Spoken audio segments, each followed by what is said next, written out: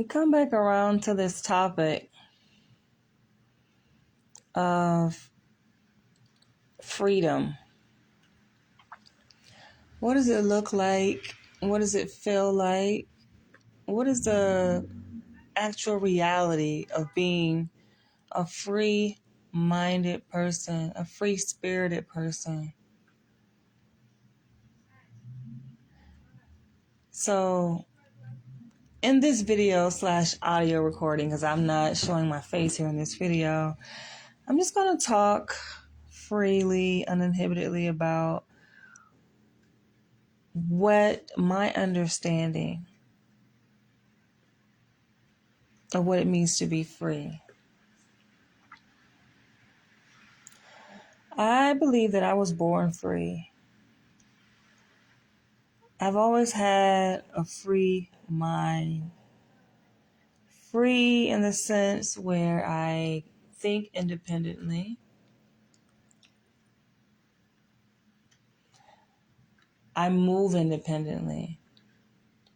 Like I move to the beat of my own drum. I'm not easily influenced or manipulated by outside opinion or thought. I may consider and explore different perspectives, right? And some I may align myself with or agree with, but I always have my own, and I've always been driven intuitively by my own internal forces, which I know ultimately I'm connected to a higher source, a higher power. So what drives me internally is essentially what I'm connected to externally, right? Trying to paint a picture here. When it comes to spirituality, right, oftentimes people think of a higher power as something that exists outside of themselves. So that's the reason why I'm kind of speaking in those terms of externalizing this higher power, this higher being, right? There's this greater source outside of my actual physical being. But I know deep down inside inherently that higher source is me. It breathes through me. It vibrates through me. It is me, right? And for those of us who also resonate with this and are on that same higher vibrational frequency, also know that they themselves are that higher power. They are a reflection of the higher power. The higher power lives in them and breathes through them. So it really is within, right? I think carnally speaking, physically speaking, right, we have to be able to touch and to pinpoint where is this existence of this higher being, right? Is it within our hearts? Is it within our brains, our minds, our souls? It's really within our DNA, which exists within our whole entire being from head to toe, right? So although, yes, I may relate to many of those who listen to my videos, watch my videos, and saying that this higher being, is an outside or quote unquote external force. What I really mean is that it's within. And it's within all of us. It's within all of nature. It's within every living being that extends across the universe. Right? Now, those who truly understand metaphysics understand that we all, in totality, make up the universe. And as a whole, we all make up this higher being, so to speak. And there essentially is no separation between myself and you and other people, other living beings, right? So just kind of setting the framework and the paradigm for what I'm going to discuss here in this video. And talking about freedom and what that essentially means. When I say that I've always been free, I can think back to my earliest memory as a little girl. Get some water. Growing up in a 2-parent household in Jacksonville, Florida, living in a house, a 3-bedroom house. I have an older sister where we share the same biological mother, but different fathers. So my biological father helped to raise her. Like, I just remember being in a world of my own. That's just how I describe it, what it felt like. So if you were to talk to my sister, she would describe me as just, of course, being a very smart, intelligent young girl, but always being to myself.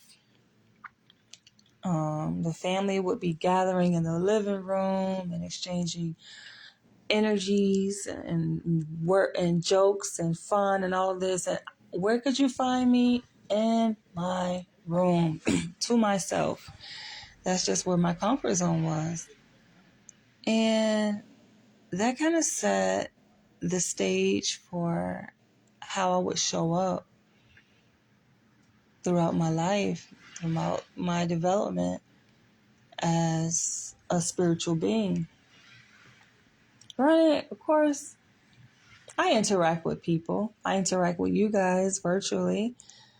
Of course, I have friends. Of course, when I was in high school and in college, like, my house always been the hangout spot. Of course, I know how to position myself in social settings to interact with people. But I've always felt a sense of calm, not necessarily around other people, but by myself, being alone. And through that solitude is where I found strength, where I found that I was vibrating at my highest frequency, and where I felt most connected, ironically speaking, just being alone, where I felt the most free. I remember as I progressed through school, of course, I was an honor roll student, made straight A's, sprinkled in with a B here and there, disappointing B, that is. But I always, deemed myself to be a high achiever when it came to my academic success. And that's something that I always prided myself in, just knowing that I'm a smart person, knowing who I am above all. And I remember when I was living with my father towards the latter part of my high school years, I was braiding hair, but I wanted to try something different, or I guess really not that different, because it's kind of what everyone else was doing at that time, which was getting a little part-time job. And so I took a job, which I've told this story before. I took a job working at McDonald's. And it was one of my first jobs, I guess one could say, on paper, right? Where I had, of course, a W-2. And I got hired as a cashier. And I remember starting, and it was like maybe within the first week of my starting, I was asked to sweep and mop the floor. And I said, wait a minute, to the supervisor. I'm like, wait a minute. This was not discussed in my interview. In my interview, I agreed to take a position as a cashier. That's where my skill set lies. That's where my interest lies. And so, of course, we bumped heads, and I had to come back home, and I made a decision like, wait, is this really for me? And after doing the math, I'm like, I make more money braiding hair. One head, I can do one person's hair. in one day, and I made more money doing that than I would make in like a span of a week working at McDonald's. So I'm like, it's not mathing. The math isn't mathing. And even if it was, I'm like, it just really does. It did something to my ego, of course, but my confidence as a person. It did something to my spirit. To be in a position where I felt like I needed to position myself in a state that I felt was really essentially beneath me. Right? Not to look down on janitors or people who are whatever in that position, but it's just like I felt I was going against my standards, right? I felt I was going against something I inherently wanted to do or didn't do. So this is my thing, and this is how I always been. It's not going to change. Like if I set my mind on something that I want to do or don't want to do, right? Like I feel like no one can force me, manipulate me, coerce me to do something that I know goes against what is set inside of my spirit and my heart. And that's just what it boiled down to. And I'm like, I'm not doing this job. I felt like it was beneath me, point blank, period. And looking back, of course, I realized that it wasn't so much, mopping the floor or, working at McDonald's. Ultimately, it was just working for someone, period. Like I knew at the very tender age of 16 years old, that working for someone just did not add up. Like I said, I went back home and I did the math, and that was the determining factor. It wasn't so much having to do the task of mopping a floor, though I find that to be, of course I mop my own floors here, but it wasn't so much that as it was doing the math and realizing, I made more money actually working for myself, braiding hair. Why do I have to take orders for someone when I'm making less? And in the feeling, I didn't like the way I felt when that person said that to me. It was like I was given an ultimatum, like, okay, well, if you don't do this, then you're not going to have a job. And I just felt like to be positioned in that corner, like you're back up against the wall where you don't even have a choice. I felt like it was very disempowering. And of course, being the leader, the strong, the courageous, the bright soul that I am, I can't be disempowered. Not when it's well within my power to be strong, to be empowered, right? To be able to take rule and take charge over my own life, essentially. And so I taken that position throughout my entire life. And even though, of course, I use my wit, my intelligence to go through school, to earn degrees, I always knew deep down inside that working your traditional 9 to 5, even if it's en route to a career, right, that I can retire from, I knew that, it's not me, because there are many dynamics and aspects of that type of culture that I know does not sit well with my being. And it's something I could never acquiesce to. And granted, I've had opportunities to experience it and to try. Like I'm at that crossroads right now, right? So I graduated in 2021 with my PhD in clinical psychology, right? Right now I'm fully licensed as a psychologist in New York State. Part of the process, obviously, to get licensed is that we have to sit under the supervision of a licensed psychologist. So I knew, of course, that I would have to take on a 9 to 5, right, en route to licensure. All right, that's just part of the game. But I've always anticipated just being this mastermind, being able to think outside of the box and create opportunities for myself that I could sustain a decent living as an entrepreneur, as a self-employed person. independent, working independent of anyone's clock, right? Working and making money to the beat of my own clock and my own drum and not someone else's. Knowing that working for myself, there is no cap. The possibilities and opportunities are endless. And I have much more flexibility. And I can maintain my dignity, which I think I value more than anything else, money itself. My dignity. How much dignity can a person maintain in working a 9 to 5? It depends, I guess, obviously on the organization or the company you work for. Because some companies are structured such in a way that people actually can, so to speak, work their way up the ladder, and there is a system of merit and honor that based on performance, right? Based on, how hard you work or how smart you work, right? You gain these accolades. And so it kind of makes it worthwhile, kind of similar to the structure of school when you think about it. I think that's why I did so well in school, because number one, there were things that you worked towards, right? Which were the grades.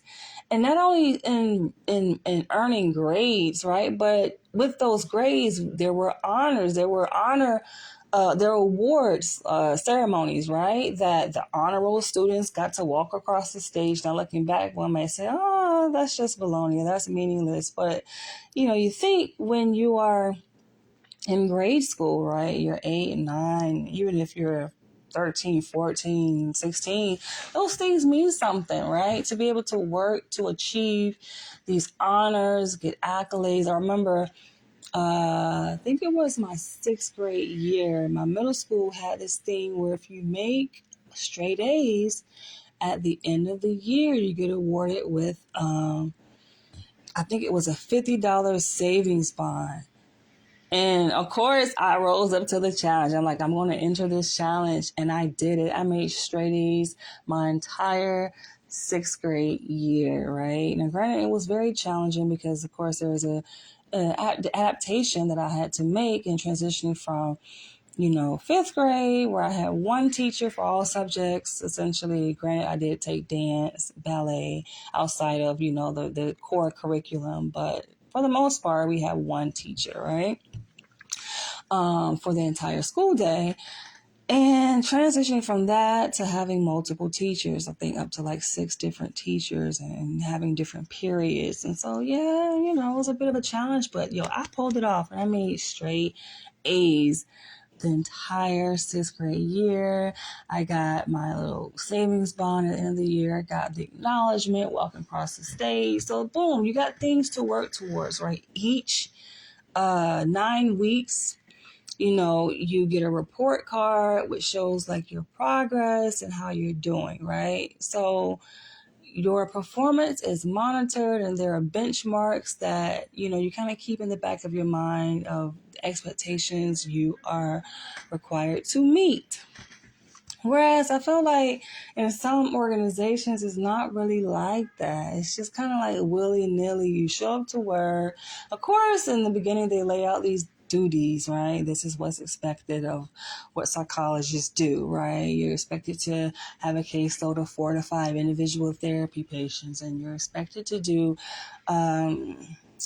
quarterly treatment plans for your patients based on their length of stay in the hospital, and you are expected to attend treatment team meetings for treatment planning and daily rounds and this and that. But it's not like a performance-based thing. And I feel like I work better if I were to stay in corporate America and or in the paradigm of a 9 to 5, right? In this context, I think I would work better if it was arranged in such a way where it was performance or merit based. That would motivate me because I respond well to that. My pre-doc internship actually was set up in that way where, granted, we didn't necessarily get like periodic awards or, for performance, but we were informed of like how many, what do they call it? I think it was like credits, a certain number of, points that we earn, performance based on the number of evaluations that we did, right? And so I think they had like a requirement that as interns we were expected to have like 30, I think, out 30 points or something like that. And the points were awarded, let's say, based on each different type of activity, right? Whether it was a diagnostic clinical interview, we may have gotten like 2 points for that. We would get like 4 points for the eval. So we had to achieve a certain number of points per week in order to reach that quota, so to speak, of what was expected of us. And I always would supersede that. And of course, it was discussed in the context of supervision, like group and individual supervision. Oh, this is how many you earn. And of course, I would compare with what the other intern, achieve. And I usually would get more because I felt like that just spoke to my level of productivity, right? That's what it was called, productivity points. So, like, in situations like that, I feel like, yeah, it motivates me. And perhaps that's something they could implement. But it brings me around to this conversation, which also kind of motivated my interest in speaking on this topic. This conversation I had with my supervisor recently, where it really wasn't a back and forth conversation. It was more so like, this is something that she's mentioned before. And I'm like, yeah. So I get an email, which I didn't notice until 2 days later after she sent the email, where she's like, oh, this is your outstanding documentation that's due, right? And she has like a few names of patients and what the document is, right? And she's like, well, going forward, let's develop a plan for, due dates surrounding, these documents and when you plan to get them in. And then she was like, respond by the end of the business day, right? And I found y'all. So I'm reading the email, and luckily, like, I felt like it was just to my advantage that I didn't notice the email until 2 days later, because the day that she sent it, I think, which was like the last Wednesday, I was quite busy, right? I think I actually was doing a VR session with a few patients, and so I didn't really check my email like at the end of the day, right? I kind of just closed things up and I went home. I took off that Thursday for some other business related things separate from that particular hospital. And then I came to work Friday and I'm like checking my emails, like, boom, I see this. And I'm like paying close attention to the last sentence where she's like, yeah, respond to this email with the due dates that you plan to have these done, whatever, by the close of business day. I'm just like, are you serious? Like, who, like, in my mind, like, who the fuck do she think she's talking to? And I felt like at that point, and it's not really about the documents, right? Because anybody knows me knows I pride myself in my work with my patients. I've said this over and over again. Okay, don't play with me when it comes to my patients. I pride myself in all of my work, whether it's clinical, documentation wise, my relationship, just overall. I pride myself. So don't come checking me about something that I'm on top of myself, right? Like, I keep a tracker of all of my documents that are due or what needs to be done, whether it's 28-day progress notes, trauma assessments, crisis plans, substance abuse screenings, treatment plans, violent risk assessments. Like, I'm on top of my own shit, right? And so I'm looking through this, right, as an aside, and I'm noticing, like, because I think it was maybe like 4 patients that was indicated.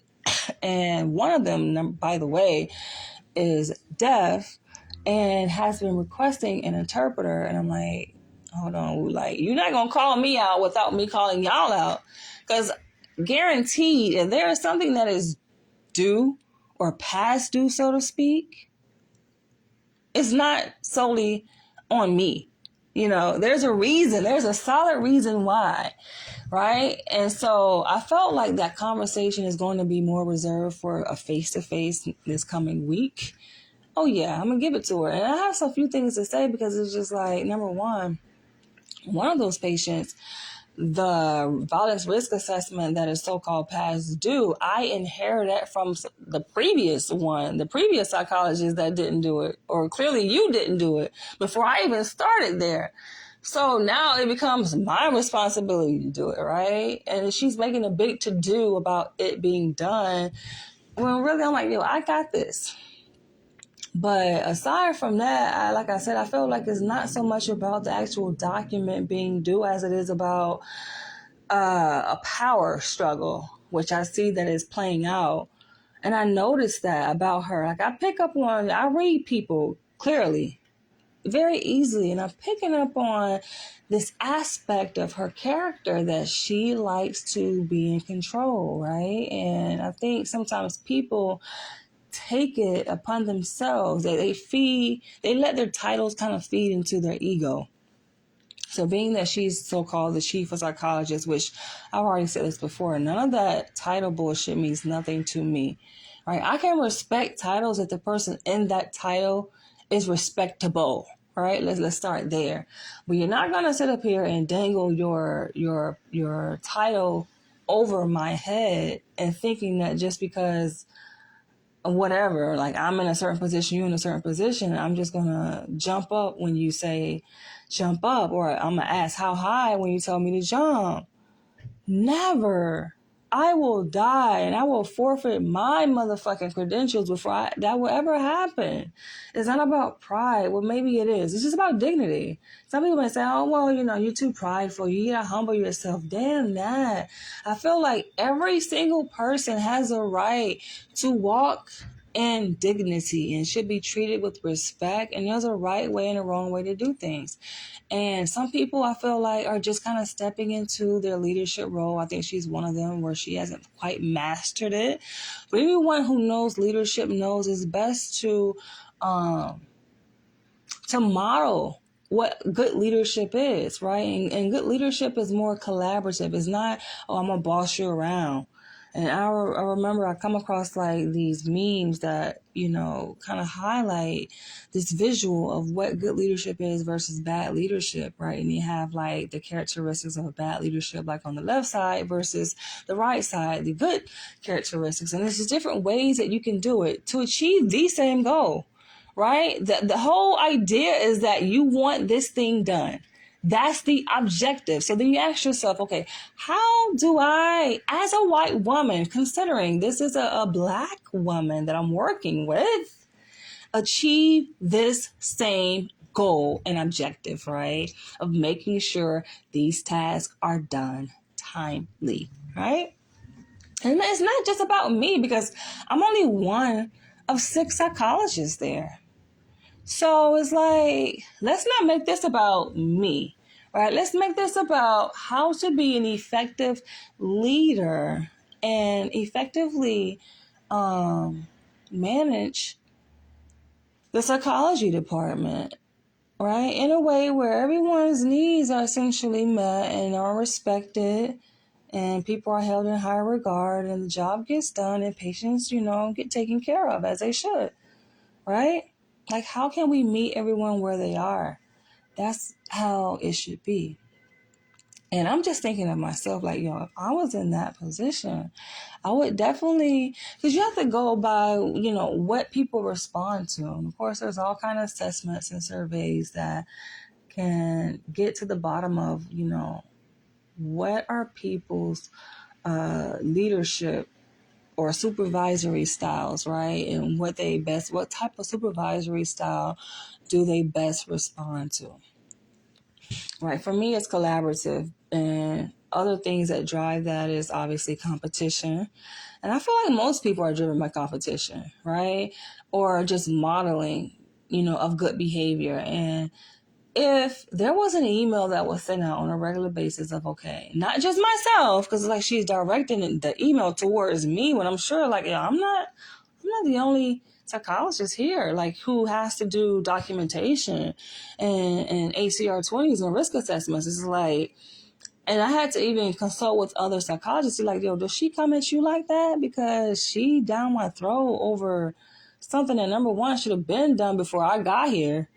And I inherited this. And number two, things aren't done for other reasons that's beyond me. So, like, does she get on you? He's like, man, he's like, I ain't even focused on that right now, right? He focused on something completely different apart from, the duties there. So I find that interesting. I'm like, well, I feel like maybe she's targeting me. And if so, that can be discriminatory. And we don't want to bark up that tree. We don't want to bark up that tree. You don't want to go there with me. So that being said, it's just like, yeah, email can be sent to the entire department. If you want to create a little chart and be like, okay, well, this is, the performance points that people have earned based on what has been completed. And that can motivate people, right? And then you can say, okay, well, this person is, doing this and do that. So anyway, but that's that. I feel like going forward, in the place I'm at now, it's just like, I know, and they know, I am not going to stay there. And I don't think I'm going to stay in any 9-to-5 position because, funny enough, I've been on interviews, right?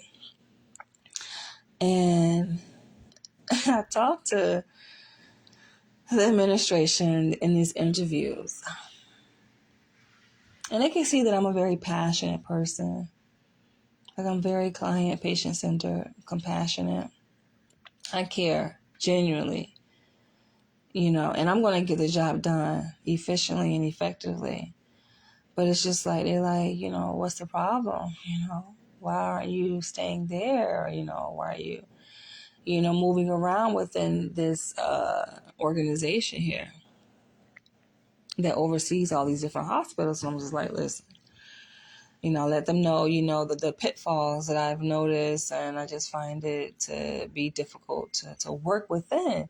And they're like, well, we're the same or we're not much different. I'm just like, thanks for the reminder. I think I already know that, right? Because it all kind of boils down to how I started this video and saying freedom.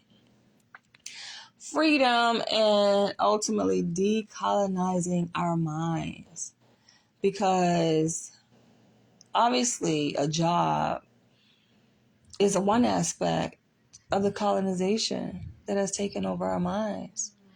And we are conditioned so much to the point we believe that we need these jobs. We need to integrate within the system. And then a bigger question is like, how do we even get here to this point? How do we get, think about it now. How do you go from a point where we are in control of our livelihood? We have developed civilized colonies, right? Civilized ways of living as Black African people. How do we go from that to being colonized by some creatures who aren't even of nature, number one, who aren't even the original beings, right? Who are a watered down GMO version of human life. How then do we become colonized by these people, dominated by these people? And then when we come to an awakening of, okay, we're colonized, we become complicit in this colonization. And we don't do anything about it. Granted, not all of us. Some of us are pulling away and we become free in a sense, really in an illusion type of sense, right? It's an illusory belief that we've succumbed to, where we think because we have our own businesses, our own brands, that we're free, or we've become decolonized or detached, right, from the matrix, so to speak. But not quite really, though. That level of colonization is just different. Right? It's a different form of colonization when you are your own boss, quote unquote, so to speak. You can make 6 figures and above, not having to punch a clock, and is building your own brand. But if you notice, like, even those people, because I'm an observer, I study people, not just the patients I treat, but I study people online that I follow. I watch people, right? I analyze situations and I see that, and even myself, I can't really make myself this person that is immune, so to speak, though I'm very much self-aware. And I found myself like, wait a minute, as you ascend up this socioeconomic ladder, socioeconomic political ladder, you realize like, yo, how different is life? Because sometimes we before we make, for example, six figures, right? Let's say we broke, right? Fresh out of high school, probably making 20K a year, 30K a year. We work our way up to 40K a year. But before reaching, let's say, the six-figure mark, you're like, you aspire to that position. And you imagine how much life is going to be different for you in a positive way. And then you get there and you're like, wait a minute, is it really better?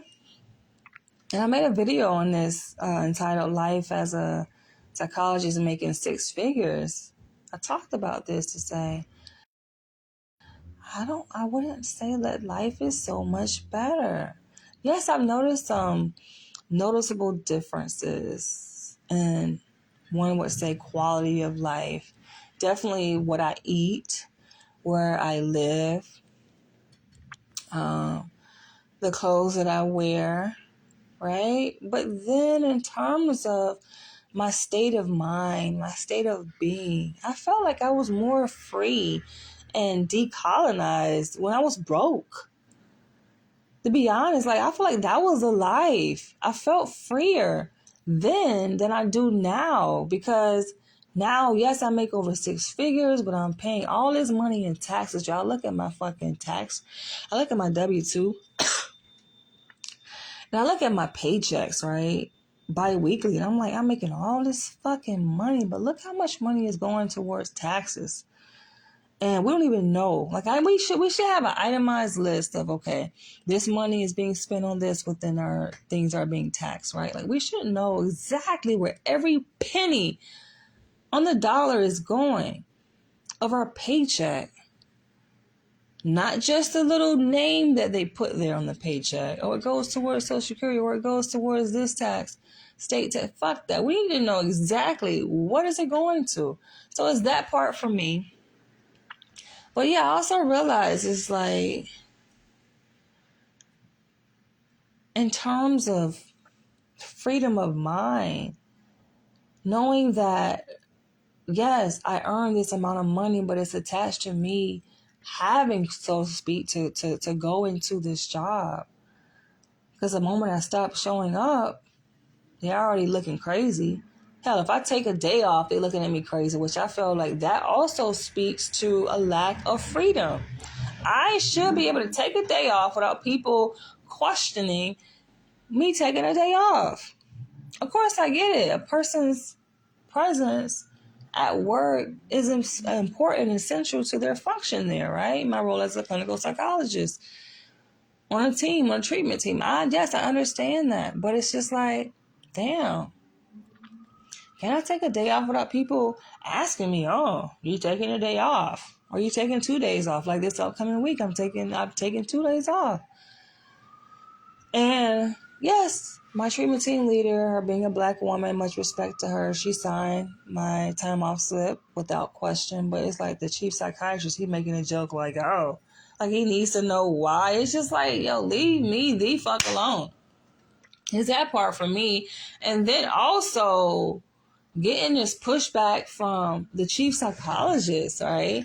Who I guess is reportedly my supervisor, which I don't feel like I need a fucking supervisor as a licensed psychologist. But she gonna have something to say, because she's already like counting the number of days, which I find to be very offensive and annoying and unnerving. You just don't y'all don't understand how fucking annoyed I am from the meeting that we had a while back, where she's going to tell me how many days I've taken off since I started back in November, counting the number of days. She's like, yeah, you're at 16 days, right? Granted, we're in May now. This conversation happened, I think, in April. So from November 2023 up until April 2024, she's like, yeah, you taking off 16 days. Like, that alone irks the shit out of me. And it's just like, why does it fucking matter? Yo, if I am doing my work, which you know and everybody knows I do effectively, right? I communicate and keep my patients up to date. When I'm not going to be there, they know.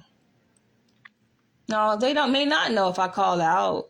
I'm calling out, which doesn't happen fucking every day. Of course, it's not happening like that.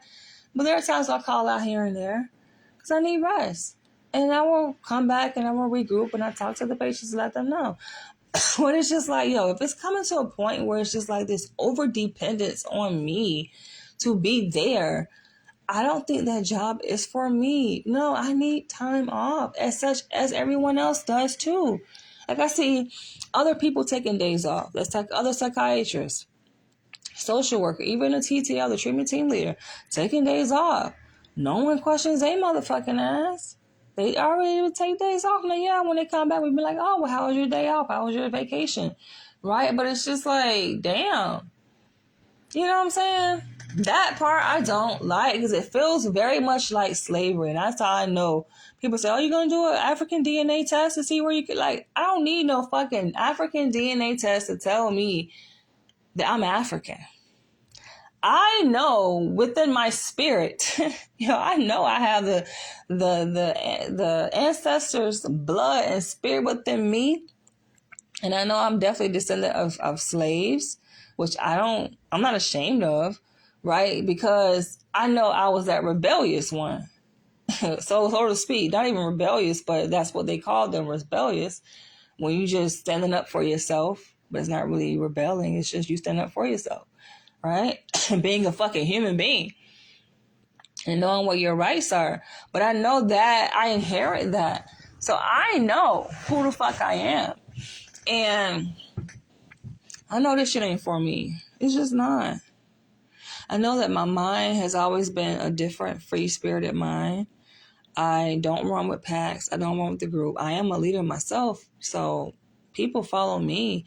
People may want to align themselves with me, but I'm not the one to try to fit in. I don't need anyone's acceptance. I don't want anyone's acceptance because I know who I am. I think differently than most people. I know how to assert myself in situations where I see that things are not going right. I'm the one that speaks up and everybody else is afraid to speak up, right? That has always been me. People are afraid to rock the boat, which, by the way, I find this whole horoscope shit to be bogus because they say I'm a Libra, right? My son is Libra. But it's like, but I learned my moon is Gemini. But, with the sun being Libra, they're like, oh, Libras are afraid to rock the boat. I'm like, I don't know. I feel like there are parts of me that it depends on the situation. In terms of rocking the boat and not starting conflict, no, that's not quite me. But there are times where I have rocked the boat. So I don't really quite agree with the whole zodiac sign shit. That's an aside. But yeah, like I'm usually that one. I'm going to speak up and I rock boats. I may stir up some shit. You goddamn right. And it's not just stirring it up just for the sake of stirring things up. It's just like, how can y'all exist in a world when your eyes are open and you know that things are not serving you and they're not helpful to your progress and development and survival as a human being, but you can continue to just be complacent and complicit with how things are going and not say anything? How do people do that? And that kind of goes to this last point that I'm going to make about this whole dating thing, right?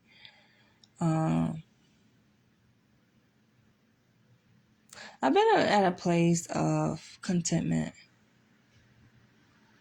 and realizing that I actually may die alone. And it's not anything that will be foreign to me. My dad, he's 82 years old and is looking like he may die alone. But the thing is, like, are we really alone? People who are used to being by themselves, like in a physical sense, right? In solitude, they're not really lonely. I think the outside looking in, people look at them as, oh, they're loners, right? Because they're by themselves. They may live alone. They may be unpartnered, right? Or not have family or children around. So from the outside looking in, people are like, oh, they're loners, they're lonely. But that's not necessarily true. Like, you have to enter into the world to know, like, they are quite life. And not everyone's life has to look the exact same. For some people, they may have a lot of friends or are considered a social butterfly. And granted, I have had periods of my life where that was me. I've lived that life. I've had a lot of people around, people I didn't even know. For my bachelor's degree graduation party, at the age of 22 years old in Florida, graduated from Florida State University with honors. Hello, class 2006. I had nearly 100 people show up at my graduation party at my townhouse. It was lit. You hear me? Like, I am that girl. I've lived the whole popular life where a lot of people know me. I've lived that life. There are times where you just want to be alone, and you're fine with that. You're okay with that. And if you want somebody around, you want to call somebody, you talk to somebody, then you will. So yes, I've come to terms with this whole dating thing and realizing, I'm just a different breed.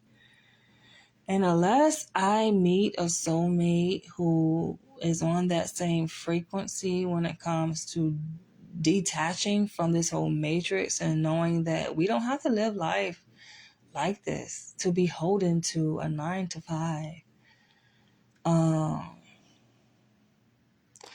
To have this mindset of, yes, master. Like, fuck damn that. We should be far away from that reality. In this old age of 2024, right? In this era that we live in, like, how long have we been saying to free ourselves? Like, come on. It's really about taking action and not being afraid. And I've definitely stepped out on faith many times. So it's not anything that's unfamiliar to me to step away from the matrix. I've done that. I've done it kind of forcefully. I've done it by choice, but when it happened forcefully, this was back when I was, I think, 23, around 24, when I actually lost my job. And your girl felt homeless, but I felt so free and just being able to choose what I wanted to for my life and how I wanted my life to look. And say, you know what, damn, fuck a 9 to 5. I get it how I live, kind of thing, just creating my own reality and what made sense for me at that time. I just remember like just how free I felt. And that's actually when I created my brand, Ubawa, my literary organization. I found it back in 2010. The idea was conceived in 2009, but I went ahead and branded it in 2010. And that happened after a series of events where, I kind of was forced to detach myself and to re-enter into this ideology of decolonization, decolonizing my mind, re-brainwashing myself out of the matrix, out of this conditioning, redefining who I am, my sense of identity and purpose in life, apart from a 9 to 5, apart from integrating into the system of doing what everyone else is doing. Right? And I felt so free. I felt very ambitious. I felt like the sky is the limit. The world is my playground. And now, like, I felt like, damn, I'm slipping back into this space of quote unquote trying to achieve the American dream.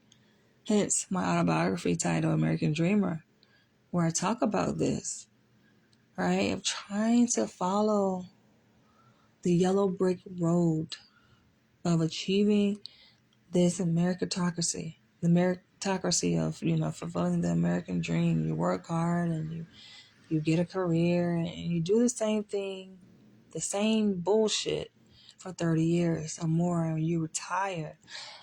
All to say, what?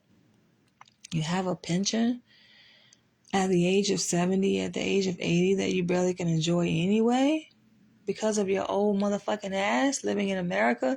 Most people that age are going to have many fucking ailments if they ain't already developed them shits due to the toxins that we are exposed to.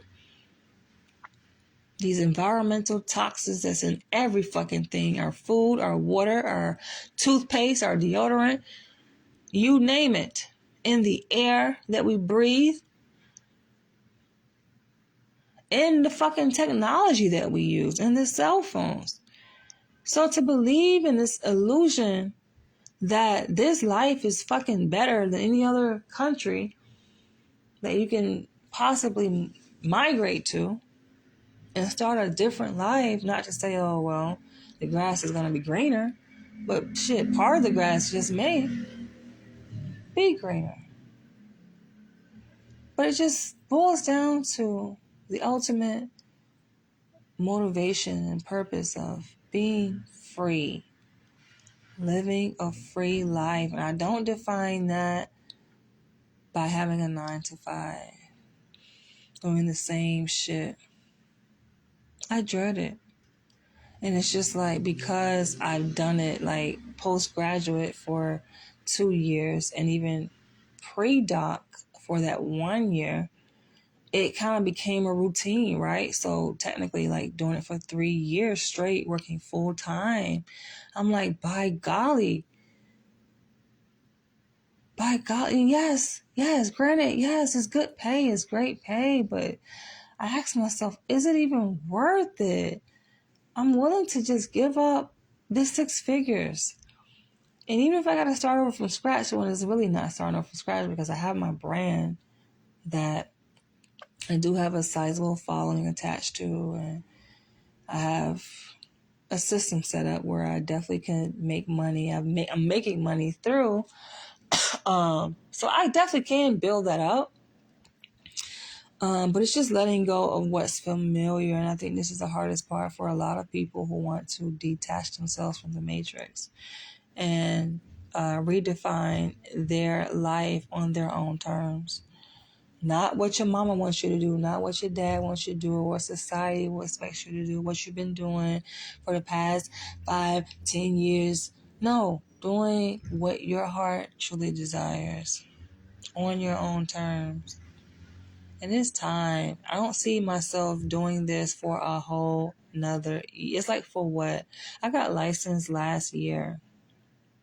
September 2023 is when I got my license as a psychologist. That's when it was issued to me, And so, of course, it'll be a year this coming September. And it's just like, I can't. To do a whole nother year of working 9 to, like, I can't. I was able to do the same shit every day. I wake up, my alarm clock goes off at 6 o'clock in the morning.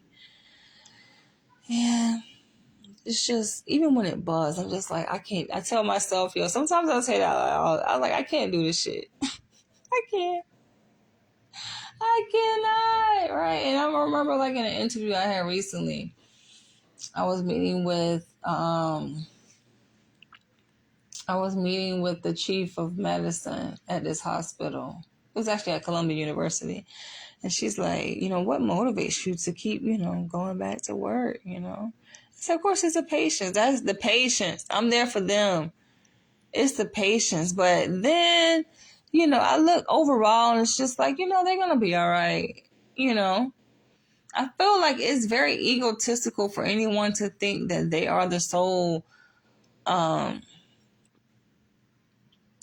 them alone is the saving grace for a person's life. And, without them, a person is not going to be able to function and be able to progress towards their goals. Like, that's bullshit. I don't feel like a person's survival and destiny is tied to one individual person. To hell no. If anything, that type of belief and philosophy or ideology is kind of in the framework of abusive behavior. That's some domestic violence shit. That's what like abusers kind of say to their victims, you ain't gonna live without me, right? Like, you gonna never find nobody like me. Kind of like, no one person is responsible for your livelihood, for your survival, for your success. It's just not that way. Like, these systems, these jobs, whether hospital, wherever, like, you're gonna find somebody else to replace me. Right. And not only that, like, it's not like I'm operating in a vacuum at this hospital. There's a whole treatment team alongside nurses, medical doctor, alongside therapy aides, direct care staff. Like, it's a whole system of people.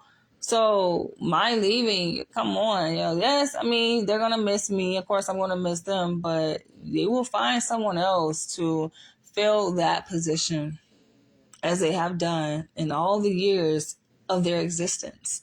Okay? Like, they like brand new, like they just opened up, right? People have come, they have gone, right? I feel like, and I'm going to just say this, I'm going to wrap this up. I feel like from their perspective, right? If I were to have put myself in their shoes, a lot of jobs or companies, organizations miss the mark and they have a high turnover because they don't respect the wills and wishes of their employees. They just don't. You're not catering to them, right? Like, how is it that you're going to, scream and proclaim, oh, you want to increase retention, but do you? And how are you doing that? Right? Like, on one hand, yes, you may provide opportunities for growth, which that particular employee may be seeking, right? Coming in. But if aside from opportunities for professional growth and development, that they also value just dignity, right? And ways in which you communicate that to them on an interpersonal level is important, but you're not honoring that piece, right? Like, don't come at me a certain kind of way, because some things are just not redeemable. And if you're coming at me like, oh, you have more power over me, like, oh, I'm the boss, like, mix me with that fucking bullshit. Nobody is the boss of my life. And for me, I consider that a threat. Yes. A lot of people do. They may not say it. Some people, they just like, they just accept it. But I am not that person.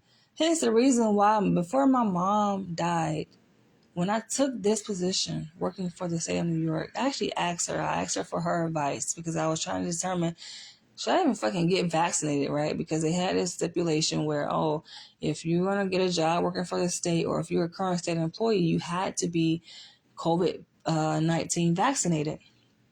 So I'm thinking to myself, like, damn, should I take this fucking job? Because I was opposed. And like me being a person that is aligned with nature, hello, you know damn well I ain't fucking in agreement with no goddamn vaccine, right? And so it's part of the reason why I got this goddamn fucking cough, inflammation in my fucking lungs. But I was opposed to that shit. And then someone told me to call my mom and see what she said. I called my mom, like, okay, let me try to seek some spiritual guidance here. And she said, yep, go ahead and get it. She was like, she got it. That's probably why she fucking died. But that's a whole nother story. But she was like, yeah, I got it. Me and your sister got it together. Go ahead and get it. But then her advice was, my dad, he 82 years old. He ain't get that shit. So hello, that's a lot right there. My dad, he always been non-traditional, or I would say he upheld more traditional practices when it came to taking care of his health. But he goes against, like the whole mainstream shit, right? So he damn sure ain't getting no goddamn vaccine. And he 82. Hello, that should say something right there. My mom passed away when she was 70 last year, this same month. May she rest in heaven. But her words that she gave me was, Danielle, just do what they tell you to do. And one may say, oh, that's good advice, coming from your mom. She told you, take the job working with a state because it's good pay and just do what they tell you to do and you'll be fine. Damn that. Listen, like I said, I'm a very analytical person and I am very observant and I'm not dumb by any sense of the fucking word. And I look at my mom's life. I look at the length of her life and I look at the quality of her life and I look at her health. And I'm like, if I listen to you, I'm going to follow along in your footsteps. My mom worked in healthcare all her life. Healthcare. For actually a hospital, right? I work at a psychiatric hospital. My mom actually worked at a hospital, right? Medical hospital. And even though she worked at a hospital, healthcare setting, her health was not in good shape. As long as I know my mom, right? And I know my mom all my life, all my 40 years of living. She had me when she was 30, died at 70, right? She always took a bunch of medication. She always believed that, oh, what the doctor say or what the good white doctor say, just do what they recommend. Like, damn that. Like, I feel as African Black people, what happened to our traditional means of healing ourselves? My dad, like I say, he's more traditional in terms of his health practices, in terms of taking care of himself when he gets sick. He uses the old school remedies, the homeschool, old school remedies. He don't go to no doctor for nothing. Unless he's like damn on his deathbed, okay. Right? And see if they can do their little miracle. But aside from that, in terms of health maintenance, it's just like, nah. Right? Because we know, as it stands, the healthcare system is designed to make money. Everything here in America is rooted in capitalism.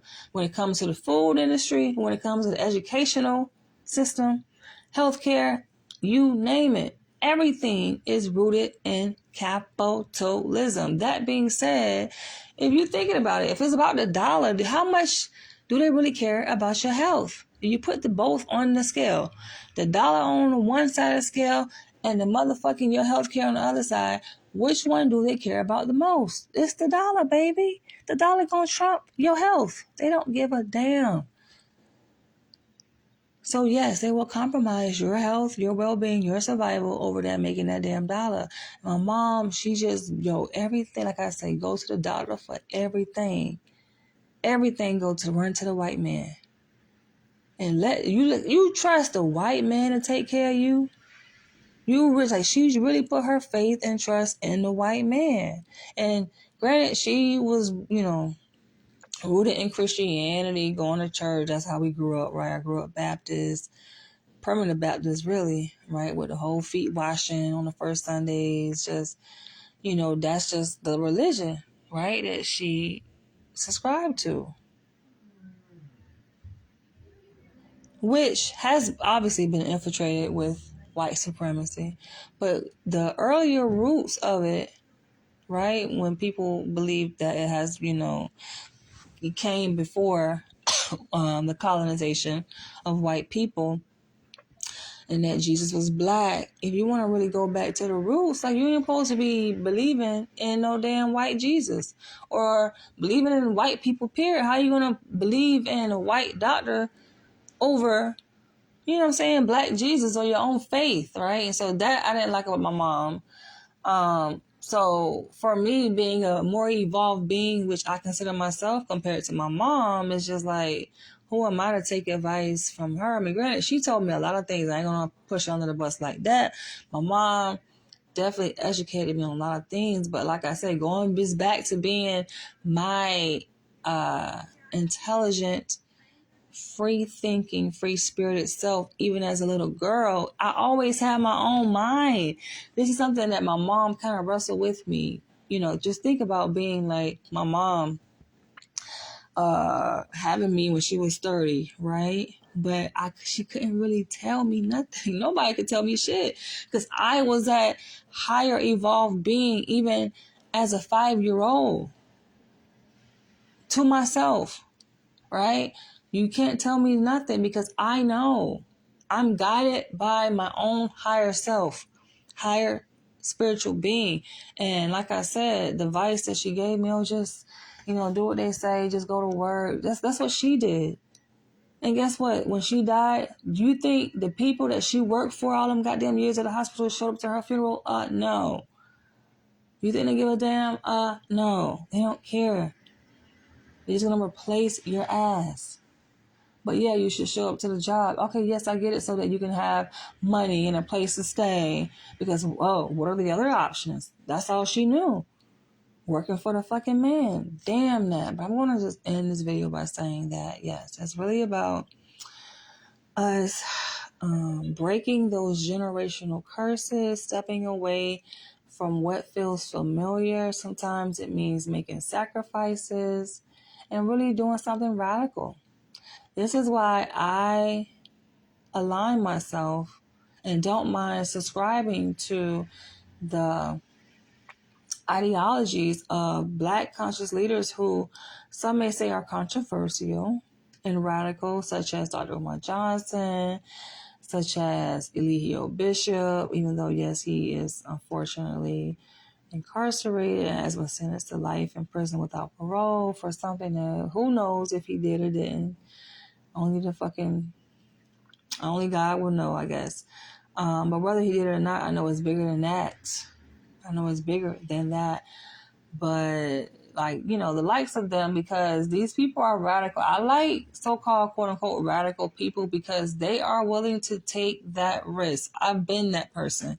Be bold, have courage, step away from what everyone else is doing. Step away from the status quo, right? Break away from the mold. That's the only way change is going to happen. Have the guts. Be willing to sacrifice your life. Because at the end of the day, what is life anyway? Is it just really an illusion? What is life if you can't live it happily and freely? You guys feel free to share this video and leave your comments below. And I'll catch you guys in the next one.